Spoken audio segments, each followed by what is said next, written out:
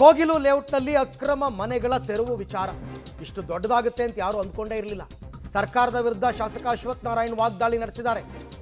ನಿಯಮಬದ್ಧವಾಗಿ ಮನೆ ಕಟ್ಟಿರುವವರಿಗೇ ಕಿರುಕುಳ ಕೊಡ್ತಾರೆ, ಅಂಥದ್ರಲ್ಲಿ ಇದು ಸಮಸ್ಯೆ ಬಗೆಹರಿಸುವ ಸರ್ಕಾರ ಅಲ್ಲ, ಸಮಸ್ಯೆ ಬಗೆಹರಿಸಕ್ಕೆ ಬರಲ್ಲ, ಸಮಸ್ಯೆಗಳನ್ನು ಹುಟ್ಟು ಹಾಕುವ ಸರ್ಕಾರ ಇದು ಅಂತ ಸರ್ಕಾರದ ವಿರುದ್ಧ ಮುಸ್ಲಿಮರ ಚಾಂಪಿಯನ್ ಆಗೋದಕ್ಕೆ ಸ್ಪರ್ಧೆಗಿಳಿದಿದ್ದಾರೆ ಇವರು.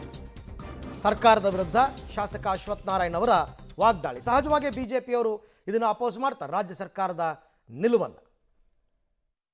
ಜನ ನನಗೆ ಸರ್ಕಾರಿ ಜಮೀನನ್ನ ಒತ್ತುವರಿ ಮಾಡಿರೋದನ್ನ ತೆರವುಗೊಳಿಸ್ತಾ ಇರ್ತಾರೆ.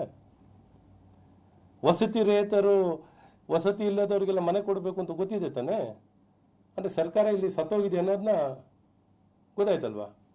ಯಾರ್ಯಾರು ವಸತಿ ರಹಿತವಾಗಿರ್ತಾರೆ, ನಿವೇಶನ ರಹಿತವಾಗಿರ್ತಾರೆ, ಅವ್ರಿಗೆಲ್ಲ ಕೊಡಬೇಕಾಗಿರೋದು ಸರ್ಕಾರದ ಕರ್ತವ್ಯ.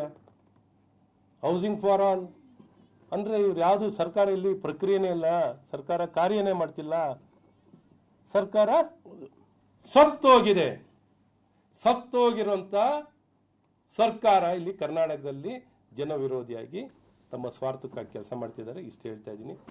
ಇನ್ನು ಅಲ್ಲಿ ಕೃಷ್ಣ ಬೈರೇಗೌಡರು ಕ್ಷೇತ್ರ, ಅದು ರಾಜ್ಯದ ಕಂದಾಯ ಸಚಿವರು ಏನು ಹೇಳ್ತಾರೆ ಕೃಷ್ಣ ಬೈರೇಗೌಡರು?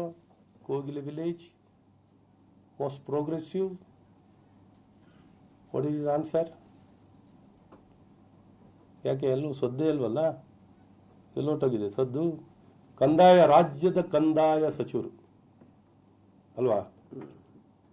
ಯಾರು ಪಾಪ ಸಾಧಾರಣ ವ್ಯಕ್ತಿ ಕ್ಷೇತ್ರದಲ್ಲ. ಎಲ್ಲಿದೆ progressive voices? Accountable government, transparent government. ಒಂದು ವೇಳೆ ರಾಜ್ಯ ಕಾಂಗ್ರೆಸ್ ಸರ್ಕಾರ ಏನಾದರೂ ಕೇರಳದ ವಿರುದ್ಧ, CM ವಿರುದ್ಧ ನಿಂತಿದ್ರೆ ಸಹಜವಾಗಿ BJP ಕೂಡ, ಅಂದರೆ ಪ್ರತಿಪಕ್ಷ ಕೂಡ ಸರ್ಕಾರದ ಪರವಾಗಿ ನಿಲ್ಲಬೇಕಾಗಿತ್ತು. ಆದರೆ ಸರ್ಕಾರದ ನಿಲುವನ್ನೇ ಪ್ರಶ್ನೆ ಮಾಡೋ ಹಾಗಾಗಿದೆ BJPಯವರಿಂದ. ಇದಕ್ಕೆಲ್ಲ ಯಾರು ಕಾರಣರು? ಆಡಳಿತ ನಡೆಸ್ತಾ ಇರ್ತಕ್ಕಂಥವರೇ ಕಾರಣ, ಅವರ ನಿಲುವುಗಳೇ ಕಾರಣ, ಹೈಕಮಾಂಡ್ಗೆ ಒಲ್ದಿರೋದೇ ಕಾರಣ ಇವರು.